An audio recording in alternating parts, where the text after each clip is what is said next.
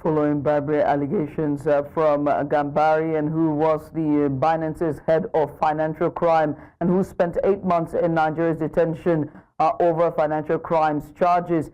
He said that he alleged that 3 Nigerian lawmakers demanded a $150 million bribe from him. However, the federal government has urged the public to disregard his claims entirely, and the Minister of Information and National Orientation, Mohammed Idris, described his allegations as a deliberate misinformation campaign. And so to discuss this in further, we're joined by public affairs analyst Chilaka. Mr. Chilaka, many thanks for doing this with us. Let's just get started because we're pressed for time. How would the rejection of Gambaryan's claims by the Nigerian government affect its international relations with major cryptocurrency platforms? And these are 2 statements: $150 million, $5 million. What say you? Well, I think the federal government is being too harsh. They're acting too quick to ask Nigerians to disregard the claims. What I have thought and what I believe every reasonable thinking Nigeria expects from this government is to launch an investigation into the matter and get to the root of it. But everybody's saying throw it away, but it doesn't solve the problem.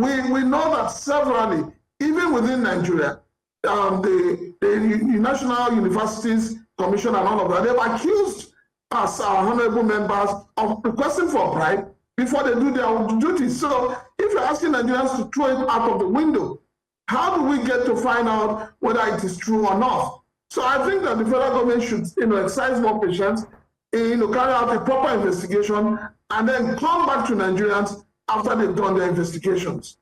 And just so we're clear on this, should the government release more details or evidence regarding these claims, just to allay everyone's fears, and just to these allegations, 3 politicians, or would it be more strategic to keep certain information confidential? Should they name and shame? Well, I think what government should do right now is to tell Nigerians the real reasons why Gambaryan was released in the first place.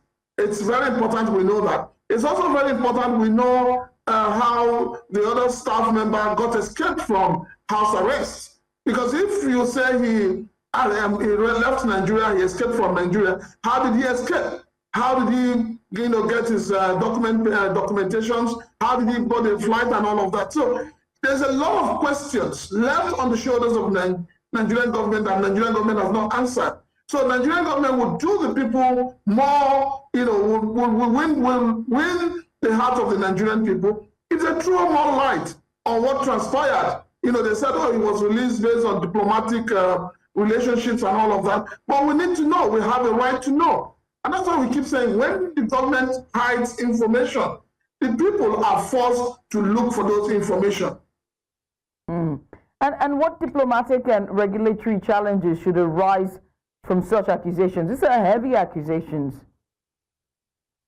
We expect that it will not end now. I hear that one of the honorable members that was mentioned, Abbasi, says he's going to court. He's giving him 7 days to retract or he will go to court. So we need to be informed. Let him go to court. Let us get to the root of this so that when allegations are made against Nigerian government officials, especially those in the National Assembly, we believe that if they are doing the right things, Nigerians will come out en masse to defend them. But as it is, Nigerians are not even ready to defend anybody because Nigerians don't even trust their own honorable members. So we are relying on the information he has given us. And this man has given so much information. He has mentioned names, he has mentioned the time of the meetings and all, and where the meetings took place. And well, the ordinary Nigerians were not there. So it is now left for them to prove to us, 1, did such meetings hold? Was the National Security Advisor involved in the meetings? The honorable members mentioned, were they involved in the meetings? Let them try to open to Nigerians. Then we'll be able to say, okay, the government has done the right thing. And just, because we're out of time here, but what are the potential, reputational risks for the Nigerian government if it is perceived to be making baseless claims or failing to provide evidence against Binance? Well, what it means is that nobody will trust Nigeria outside the shores of Nigeria. and it's going to dent the image of Nigeria. And I've kept saying that those who are really demarketing this country are those in government. They need to purge themselves and stop demarketing this country. Whatever information they have right now, let them put it out there. This man has put out his own information. Let them put their own counter information and data, and not just to tell Nigerians, oh, disregard it, it's lies. No, nobody in his common sense would do that. Mr. Francis, I must say thank you, Mr. Francis Chilaka, the public affairs analyst, and just giving us a bit of insight on the allegations made by Binance financial officer who was in detention in Nigeria for 8 months, and that's Gambaryan. Once again, many thanks.